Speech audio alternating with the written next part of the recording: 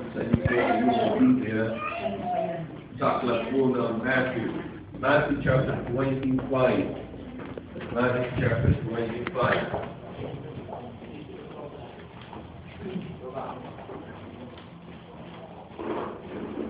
Alright, we will begin reading from verse number 14. Matthew 25, verse number 14, down to verse number 30. At meron tayong maganda rito mga ilang pag-ayos, you know? Alright, if you're there, say amen. Amen. Alright. Now, verse number 14. For the kingdom of heaven is as a man traveling into a far country, who called his own servants and delivered unto them his goods. And unto one he gave 5 talents, to another 2, and to another 1. To everyone according to his several ability, and straightway took his journey. Then he that had received the 5 talents went and traded with the same, and made him other 5 talents. And likewise he that had received 2, he also gained other 2. But he that had received 1 went and digged in the earth, and hid his Lord's money. And after a long time, the Lord of those servants cometh and reckoneth with them. And so he that had received 5 talents came and brought on other 5 talents, saying, Lord, thou deliverest unto me 5 talents. Behold, I have gained beside them 5 talents. 21. His Lord said unto him, Well done, thou good and faithful servant. Thou hast been faithful over a few things. I will make thee ruler over many things. Enter thou into the joy of thy Lord. He also that had received 2 talents came and said, Lord, thou deliverest unto me 2 talents. Behold, I have gained 2 other talents beside them. His Lord said unto him, Well done, thou good and faithful servant. Thou hast been faithful over a few things. I will make thee ruler over many things. Enter thou into the joy of thy Lord. And then, verse 24, Then he which had received the 1 talent came and said, Lord, I know thee that thou art an hard man, reaping where thou hast not sown, and gathering where thou hast not strawed. And I was afraid, and went and hid thy talent in the earth. Lo, there thou wast, that is thine. His Lord answered and said unto him, Thou wicked and slothful servant, thou knewest that I reap where I sowed not, and gather where I have not strawed. Thou oughtest therefore to have put my money with exchangers, and that at my coming I should have received mine own with usury. Take therefore the talent from him, and give it unto him which hath 10 talents. For unto everyone that hath shall be given, and he shall have abundance. But from him that hath not shall be taken away with even that which he hath 30. And cast ye the unprofitable servant into outer darkness. There shall be weeping and gnashing of teeth. Alright, tayo manalangin. Nakilig Diyos, salamat po sa mga talanta na binasa po namin. Pagpalain niyo po ang bawat isa na maunawaan po nila ang inyong salita. At dinala niyo po kami dito, Panginoon, sapagkat gusto niyo po kami nasa bahay-sambahan sa oras nito. And salamat po na nagkaroon po kami ng final decision na kami po ay pupunta rito at aaten sa ganitong klaseng pagtitipon. Ngayon, Panginoon, ayaw po namin na umalis kami rito na wala po kaming matututunan. Aalis po kami rito na convicted. Meron kami isang truth na pagbubulay-bulayan. Alam po namin, kailangan po namin sa buhay po namin ito. And another way of living differently in the midst of this wicked world. Salamat po sa pagkataon na kami po magsama-sama sa pag-aaral ng inyong salita. Ito po ang aking samang dalangin sa pangalan po na Jesus. Amen. Alright, thank you. Pwede na mo po. At ang pag-uusapan po natin ngayon ay yung principle of wise investors. The principle of wise investors. Alam nyo, napakahalaga na unawaan po natin kung anong ibig sabihin ng pag-invest, no? bilang isang Kristyano, bilang isang mananampalataya, mauunawaan natin ang mabuti. Now, una sa lahat, i-define po natin kung anong ibig sabihin ng investment. Ang ibig sabihin ng investment ay naglalaga ka ng anumang tinitreasure mo sa buhay mo. Pag sinabing treasure, hindi lang yan tumutukoy sa pera, kundi yung buhay mo mismo, alright? It might be your talent, life, or money. So, three things. Na palaging dala-dala mo natin yan. And of course, the most important thing is money, or life. And then, money is just a way of life. Alam yung money, yung pera mga kapatid, yan ay for exchange lang yan. Ginagamit lang mo natin yan for exchange. Di ba? Kaya kung nakikita nyo sa mga exchangers, money exchangers, nakalagay yan dyan, money exchangers. Di ba? So, bakit? Alright, magbigay ka ng pera, papalta ng pagkain. Pumunta ka sa Chicago. Right? Pag pumunta ka sa mga malls, bigay mo yung pera mo, papalta nila ng damit o ano mo gusto mo na gagaling sa mall. So, money is just for exchange. Yun lang ang purpose ng money. So, but what is important is the saving, yung investment. Pag sinabing investment, inilalagat mo talaga yung kayamanan mo doon sa isang bagay or sa mga bagay na merong magandang kahalagahan. So, yan ang ibig sabihin, paglalaga, yan ang ibig sabihin ng investment. Okay? Now, alam niyo mga kapatid, dito sa ibabaw ng lupang ito, tayo po ay nag-invest. Whether you do it, no, consciously or unconsciously. Nag-i-invest ka lagi. See? Now, yung iba na nag-i-invest sa masama, nag-i-invest sa pangit, yung iba naman nag-i-invest sa maganda.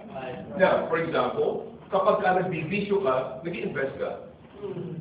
Pag naninigarilyo ka, nag-i-invest ka. Pag uminom ka ng alak, nag-i-invest ka. You see? Pagka ikaw naman ay, halimbawa yung iba sa inyo, nagpapadala kayo ng pera sa probinsya, nagpapaalaga kayo ng baboy, nagpapaalaga kayo ng biyanan. You know? So, nag-invest ka. Pero, may mga investment tayo sa ibabaw ng lupang ito na hindi natin gusto ang tubo. Kasi bawat investment, may tubo. We call it the profit, no? Yung tubo ng ating investment. Pero kakalungkot, nag-i-invest tayo na hindi natin gusto ang tubo. For example, sabi ko sa inyo kanina, nag-i-invest tayo consciously or unconsciously. Alam mo na nag-i-invest ka, or sinasadya mo nag-i-invest ka, or hindi mo sinasadya, or hindi mo alam na nag-i-invest ka pala. For example, nagbibisyo ka. Nag-i-invest ka. Alam mo kung bakit? Pag nag-invest ka ng gano'n, alam mo ba yung pagbibisyo, may tubo yan balang araw. Yun nga lang, hindi mo gusto ang tubo. Bakit? Ang tubo niya, cancer. Pag umiinom ka ng alak, ang tubo niyan ay cancer sa baga. Kaya nga pagka may mga grupo yung walang iinuman, kaalam mo kung sino sila mga masong grupo. No? Ang tawag ko sa grupo yung samahan ng sunog baga. Walang may gusto niyan. Walang may gusto na. Sino nag-aakala na isang araw magkakaroon ka ng liver cancer dahil sa sigarilyo? Di ba? Pero investment mo yan. See? Ikaw bumibili ng sigarilyo. Ikaw ang bumibili ng ala. Tumubo ka ng tumubo. Ito na ngayon. Reckoning time. In every investment, meron laging reckoning time.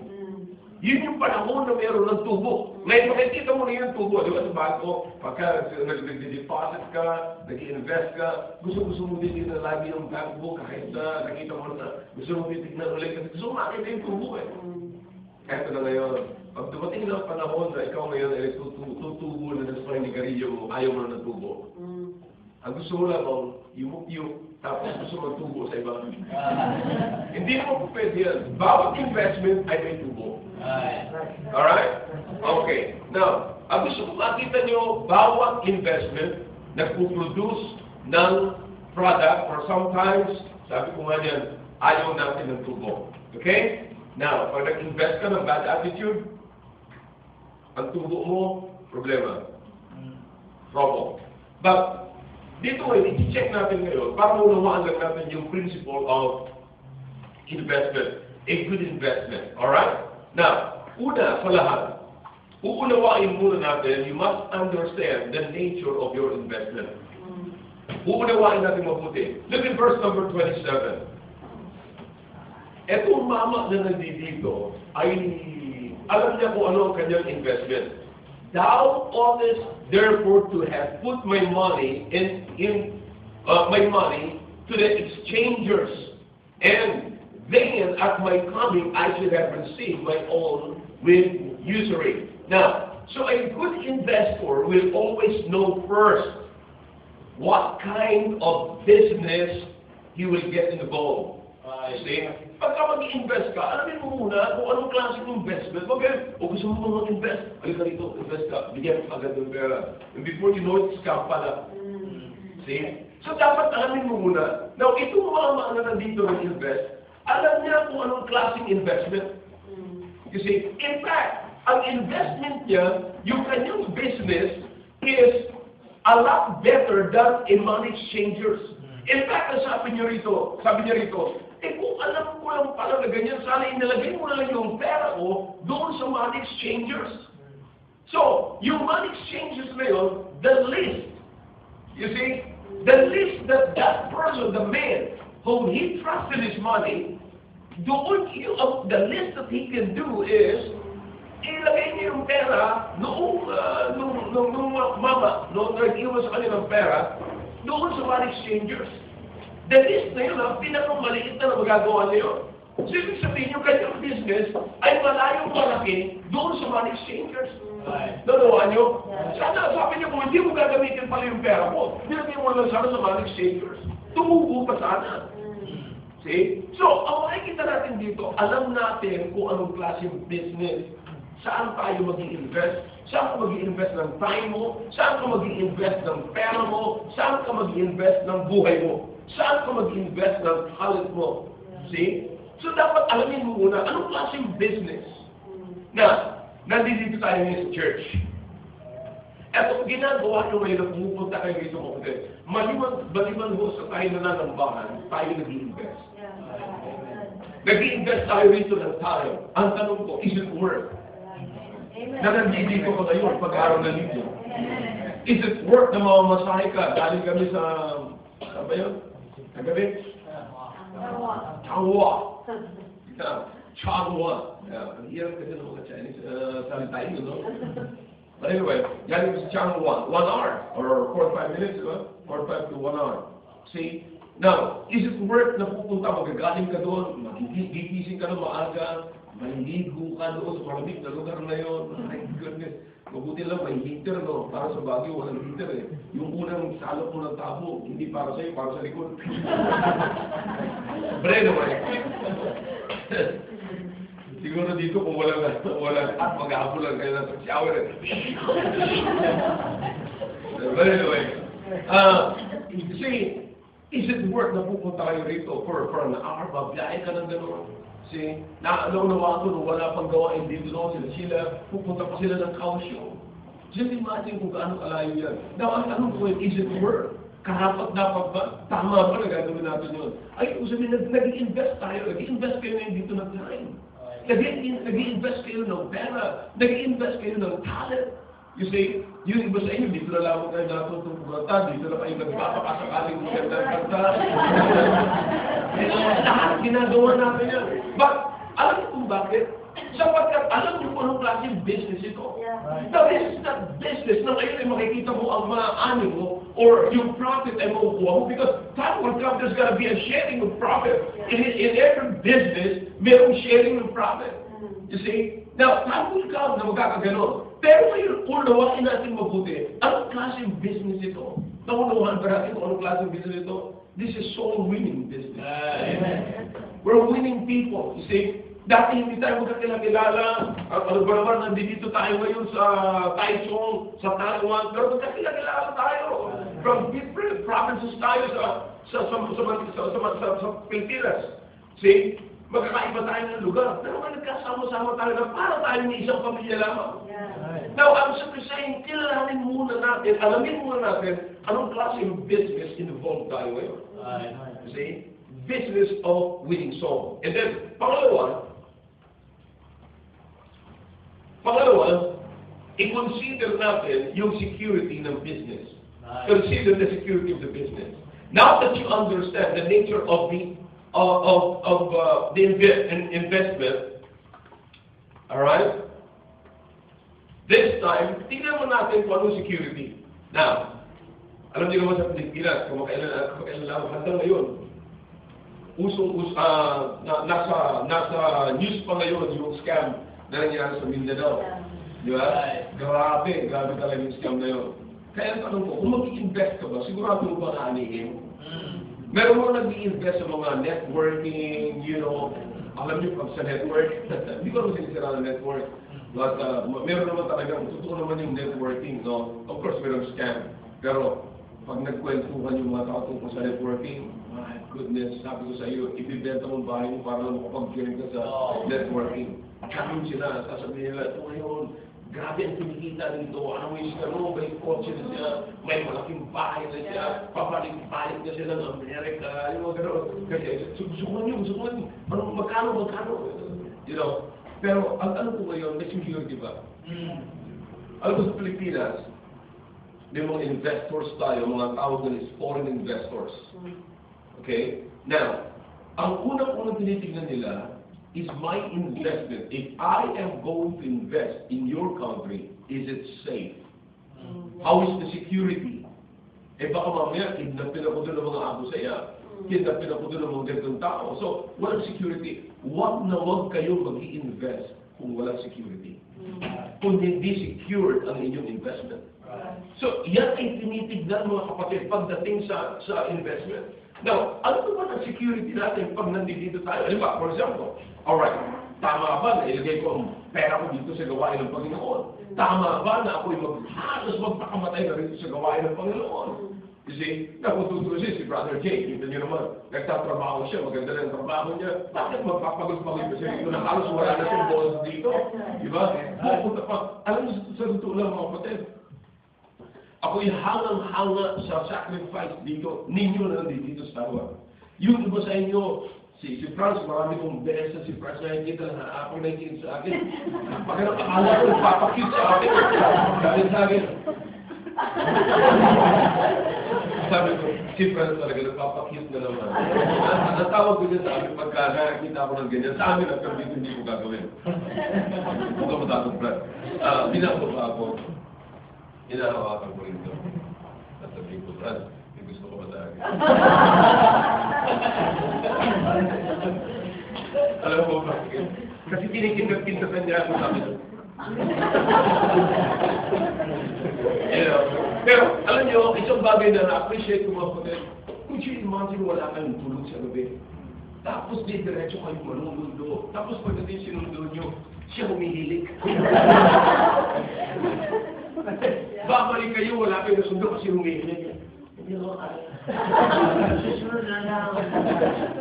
Pero tuloy pa rin kayo simbahan, nandito pa rin. Amen. Pagdating sa kantahan, nakala mo hindi at ako. You know what? Because alam ninyo na ano meron. Tingnan natin sa Bible kung anong security. Amen. Mas maganda maging maliwanag. Alright? Matthew chapter 6. Secure ba yung pera natin? Secure ba yung time natin? Secure ba yung investment natin? Look at verse number 20. Mas maganda yung naliliwanagan natin sa Bible. Verse number 19 muna. Matthew 6:19. Alright? Lay not up for yourselves. Nang ano? Treasures upon earth, where moth and rust doth what? Corrupt. So sa madaling sabi, sa ibabaw ng lupang ito, may corruption. May senador, congressman, mayor, lahat. Yan po ang ibig sabihin ng wealth thieves. Na ibig sabihin ng sa Greek word na ibig sabihin po yan ay politicians. Wealth thieves break through and steal. Alright? So, wag daw tayong mag-i-invest dito sa lupa na ito. Bakit? Maraming politicians. Magnanakaw. Now, 20. But lay up for yourselves what? Treasure. Saan? Bakit? Anong rason? Where neither moth nor rust nor that corrupt. And where politicians do not break through nor steal. Diba? Maliwanag eh. So, ano sabi ng Biblia? Sa langit, wala nang magnanakaw. Wala nang kalamang. Wala nang sisira ng kayamanan natin. Kaya sabi niya, mag-impact tayo, mag-impok tayo sa langit. So, madaling sabi, pag nag-invest ka sa ganitong klaseng gawain, kaya alam niyo kapatid, ito yung mapapakinabangan natin sa taas. Ito yung may magandang tubo, magandang dividend. See? So sa madaling sabi, secured na secured. Alam niyo, madadala lang natin sa taas, mga kapatid, yung pinadala natin ng una, walang tayong kasabay. Manawa niyo ba yan? Kung gusto niyo makapag-withdraw na maayos sa i-deposit niyo na ngayon, sapagkat wala kayong pwede isabay pagka namatay kayo. Kasi una-una sa lahat, hindi natin alam kayo tama mamatay eh. See? Pangalawa, sino mong impake? Nakakita na ba kayo ng hairs ng naglilibing, na habang naglilibing, sa likuran ng punerarya, may kasunod na LBC? Wala. See? So, hindi natin madadala. Ang madadala lamang natin, patungo ng langit, yung ipinadala na natin ng advance. See? Na-i-deposit na natin. Hindi natin kasama. Na-i-invest na natin. Kaya ang investment is very important. So, as far as investment is concerned, brethren, our investment is fully secured. Fully secured. Alright? So, yan ang pinakamaganda niyan. Alright? Even in the book of Malachi, chapter 3, verse number 11, you don't need to turn to it, but yan another nagpapakita ng ating investment. Okay, let's go to number 3. Not only that you will consider the kind or the nature of the investment and also the security of your business, the third is consider your business partner. Alright? Consider your business partner. Okay? Now, alam niyo ba itong taong ito, meron siyang partner. Yung mga pinagkatiwalaan niya na kanyang business. Di ba? Pinagkatiwalaan niya. Pero yung iba maayos. Pero yung isa tamad. Di ba? Kaya siguraduhin natin maayos yung partner natin. Kaya sa business na ganito, unang-unang mga kapatid, ang partner natin, Diyos. In fact, just imagine niyo mabuti. Sino ang Diyos? Siya ang nagbibigay sa atin ng buhay. Siya ang nagbigay sa atin ng puhunan. Siya pa ang nagbibigay ng pamamaraan kung paano natin gagamitin. Siya ang nagbibigay ng wisdom. Lahat ng pamamaraan, sinasabi niya sa atin. And then siya pa lahat ng buhay natin, galaw natin, siya pa nagbibigay ng mga customer natin. Lahat. Siya lahat. Wala tayo. Basta ginamit lamang tayo ng Diyos. Pero alam niyo, partner din tayo. See? At yan ang pinapagandang partner, hindi tayo lulukuhin. Amen. Hindi tayo lulukuhin. And yung pangalawang partner, sa ganitong klase yung business mga kapatid, is your pastor, is your preacher. See? Yan pinapagandang bakit, ipag-pray kayo. Di ba? And ang pinakamaganda pa rito, thirdly, lahat tayo ay pwede maging partners. Hindi ba? Katulad kagabi, marami kaming kasama. Hindi, bagamat pumunta kami dun sa mga kalakihan, pero may mga kasama kami babae. Kasi, so sa lahat, meron tayo narinig ko kanina, pupunta kayo sa plaza. Pag pupunta kayo sa plaza, nagsishare kayo. Nagpa-pass out kayo ng tracts. Now, just imagine mga kapatid, lahat kayo nagtatrabaho as a group, as partners sa gawain nito. Alam nyo, ang gawain na katulad ng mga kapatid, isang araw, bagamat dito sa lupang ito ay inuusig tayo, pinakansyaw tayo na kasama natin sa trabaho. Pero alam niyo ba, isang araw, pagdating sa langit, makikita natin yung bunga ng partnership natin sa business na ito. Kasi, noong araw, iisa lamang kausyong Pero ngayon, alam ng Panginoon na ang tithing group ay mayroong ginagawa. Tithing outreach ay mayroong ginagawa. Just imagine kung ilan kayo rito, mga kalakihan, kababaihan, nagkakasundo kayo sa isang trabaho na ito, we need people.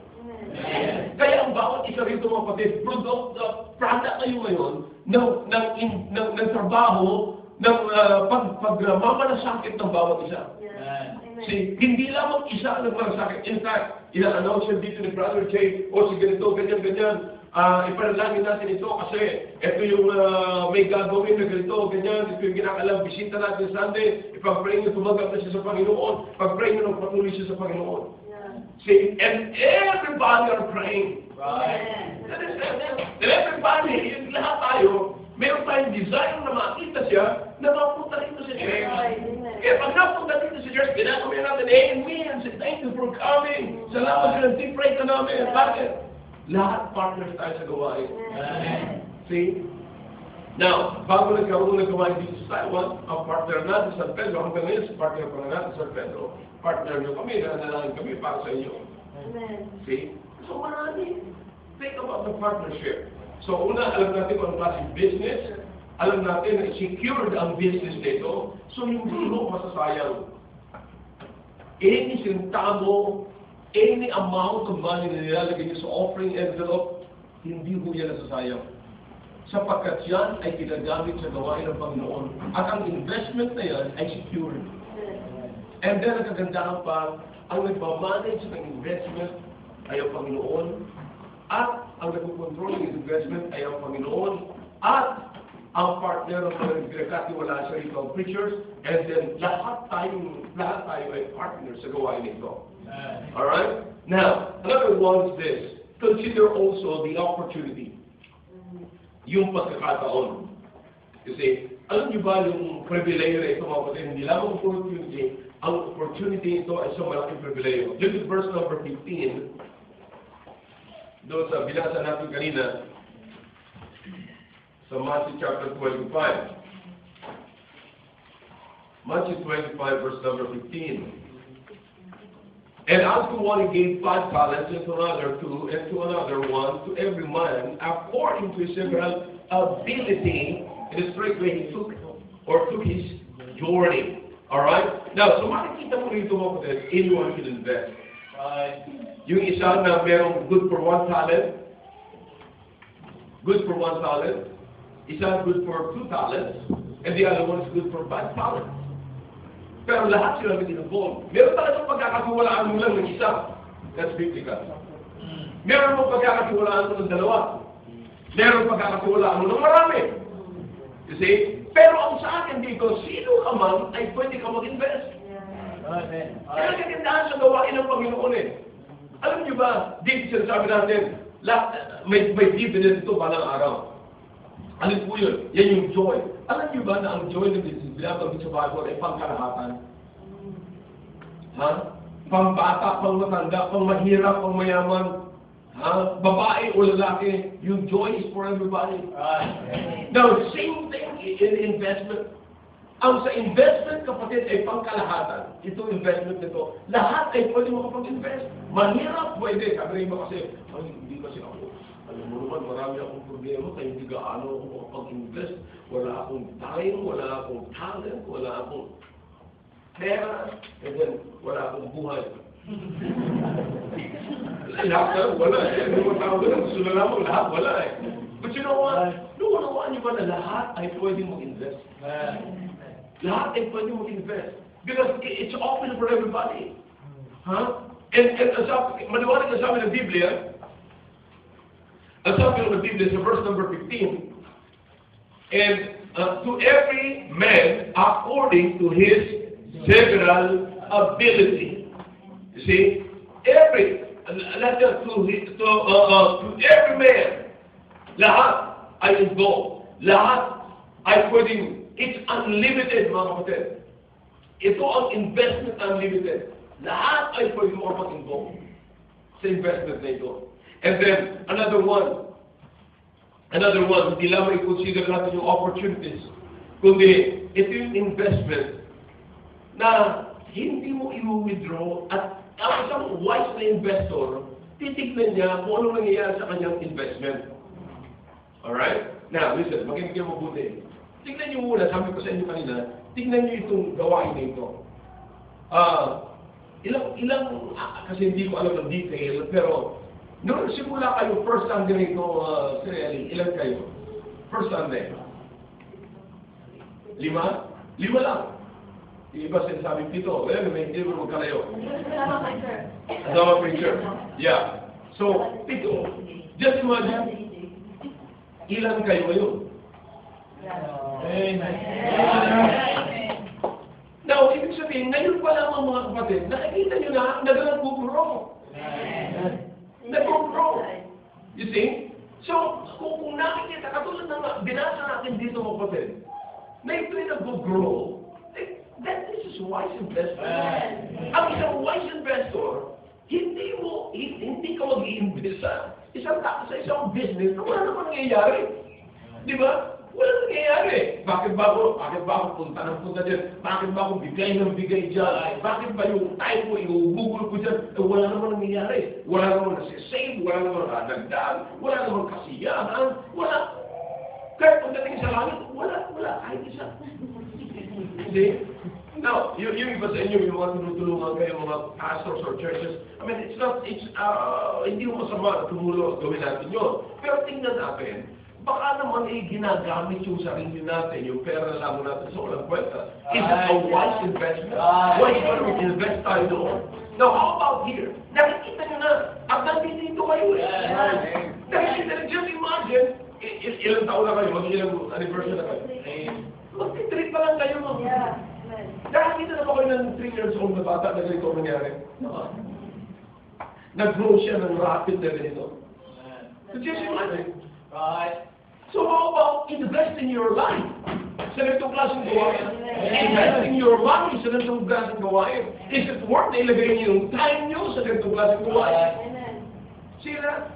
Now, ganito yan. Pag lumalago ang isa, ito yung wise na investment.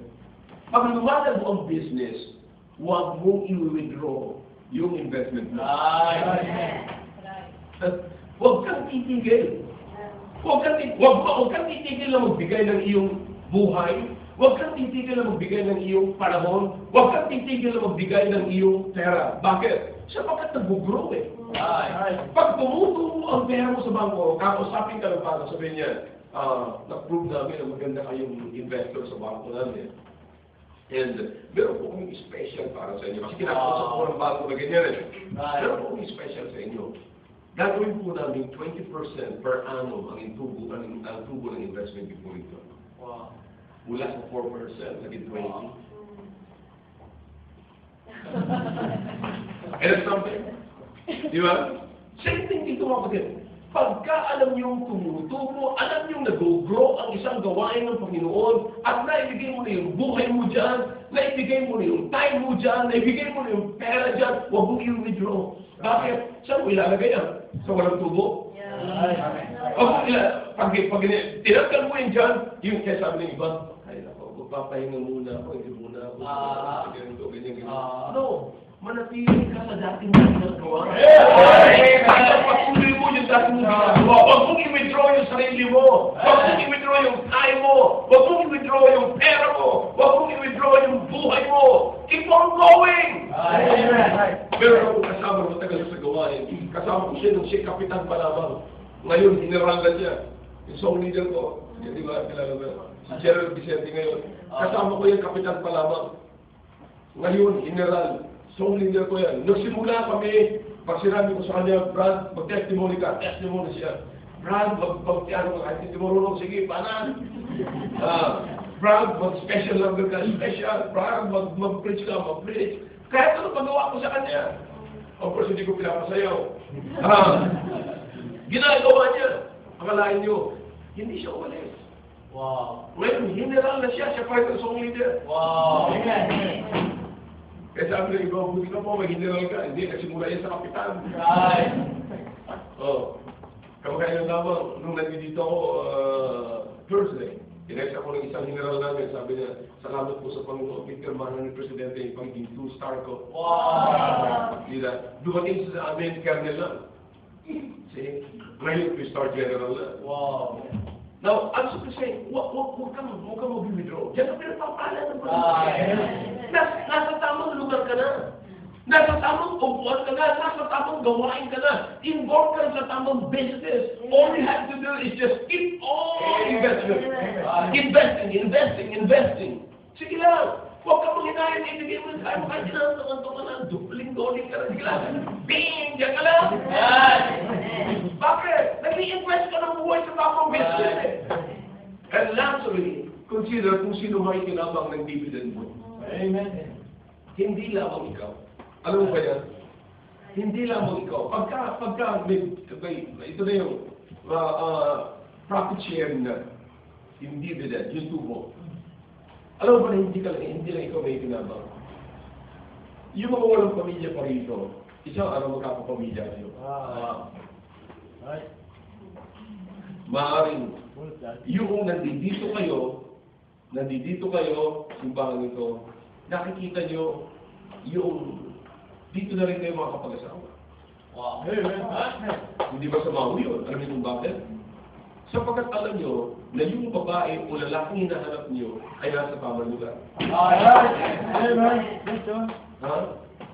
Kung ikaw na taga nitong simbahan na ito, huwag kang maghahanap ng babae sa sabungan.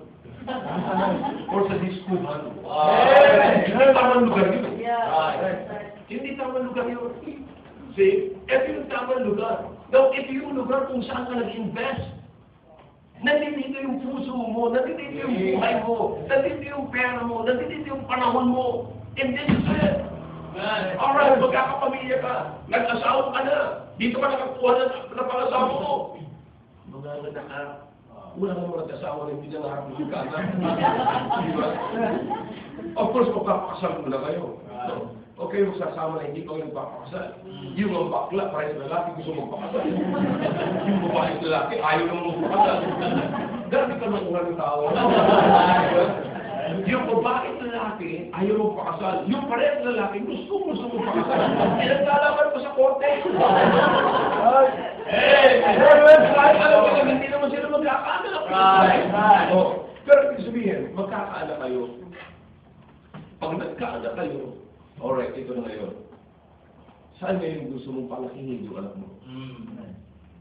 Di ba sa lugar, kung saan alam mo, sa sarili mo kumbinsido ka that this is the right place. I chose this place and this is the best place to raise my family. This is the best place to start my a godly home. See, sigurado mo na ang asawa mo, pakailan pa man. Wala nang God. Diba? That's why you must be careful with your heart. Yeah? So, kinakailangan. Kaya, alam mo na, yung pinakasalan mo ito ngayon, siya pa rin yung asawa mo hanggang kamatayan. Pero alam niyo ba, sa ibang lugar, pakasalan mo ngayon after 3 years, naiwanan mo lang saglit, hindi mo na asawa. Di ba? Asawa na ng bayan. O yan, magbabae mo, maglalaki. Totoo yan. Sa atin, sa Pilipinas, gano'n na ngayon. Grabe na ngayon ang passion ng ating bansa. But I'm telling you, kaya ini-encourage ko kayo na mag-invest sa ganito. Alam niyo kung bakit? Sapagkat ang pakinabang hindi lamang sa iyo personally parang araw.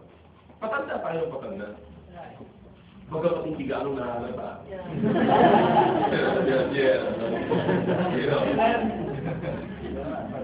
Ewan ko bakit putiin lang kami ng buhok eh. Pero alam niyo ba, yung age, it doesn't matter. Alam niyo kung bakit? Yan nagpapatutulan kung gaano ka nakatagal sa mundo ito. See? Yung edad natin. Ibig sabihin, yan yung years natin sa lupang ito. Pero hindi yun ang batayan ng kamatayan natin. Maraming namamatay na bata, maraming namamatay na matanda, namamatay sa middle age. In fact, hanggang ngayon, hindi ko pa alam kung alin yung middle age. Yeah. Sabi nila, life begins at 40. Alam mo kung bakit? Kasi pag nag-40 ka na dyan, nagsisimula ang mga sakit. See? But I'm telling you, this is the best place to invest. This is the best business. You invest everything, your money, your talents, your time. Alam mo kung bakit? Sabi ko sa iyo, papamilya ka pa, kahit kanunong-nunungan mo, Nanunuan mo na. Uugod-ugod ka na. Umaani pa sila ng tubo ng investment mo. Right. And it's something, kalain mo, uugod-ugod ka na ha. Nagparak-rak ka na lang sa chair. Hindi na makatayo eh. Pero yung mga apo mo, umaani pa doon sa dividend mo. Wow. Amen. Yeah. So, because nag-invest ka. Nag-invest ka. Kaya tanong ko ngayon, saan ka ngayon na-invest? Sigurado mo ba ang investment mo ay? Okay. Huwag tayong maminayang. Huwag natin titirin ang investment natin dito sa ibabang lupang ito na nandito tayo sa bawat ng Panginoon. Sapagkat ito hindi lang investment dito, kundi investment ko na balang araw-araw mo doon. Pero ngayon dito, makikita mo rin ang pakinabangan. Makikita mo na rin. Makikita mo na, alam nyo, sa church namin, makikita nyo, sabi nga ng isang kernel sa amin, sabi, hindi ko malayo. Hindi lang ako dito kinasal. At hindi ako pag-asawa. Kundi, hindi ko akalain na dito ibuburol yung daddy ko sa building na ito. Sabi niya, mabuti na lang, sabi niya, noong ginagawa ang building na ito, ay nagbibigay ako, nag-invest ako, at pati nagtatrabaho ako rito. Ngayon, nakita ko na yun, kapakinabangan ng aking trabaho. Wow. See? Now, who knows, kapatid? Hindi natin alam. Nagsisimula lang kayo sa ganito. Ako naniniwala ako, kapatid, na hindi kayo magtatakbo sa ganito. Amen. Iniisip ko lang kung paano niyo paalisin yung mga tao, mga tenants dito sa mga tabi-tabi. Iniisip ko lang lawfully kung paano niyo gagawin yun. Hindi ko alam kung paano ang Pilipino magiging Prime Minister ng Taiwan. Do they understand? Alam ko naman balang araw habang pag dumami ng Pilipino rito, papalisin na kayo, parang sa Egypt, you know. But, I know 100%, brother, na once you invest, once you get involved in this kind of investment, hindi kayo manghihinayang balang araw, hindi kayo magsisisi balang araw. Sapagkat aanihin ito ng lahat. Hindi lamang kayo, kundi yung mga susunod pa na henerasyon sa amin. Amen? So invest your time, your money, and your life sa ganitong klaseng buhay. Kaya ito ba yung lahat? Kagilan ko, salamat po sa tapos ko namin kanalin. Salamat po sa inyong salita, sa mabalaan yung audio, sa bawat anak ko, na mag-involve po sila sa ganitong klaseng investment. At umasa po kami na patuloy yung gagawa sa amin, pagpapalain po ang patuloy ng programa Panginoon sa pangalan po na Yesus.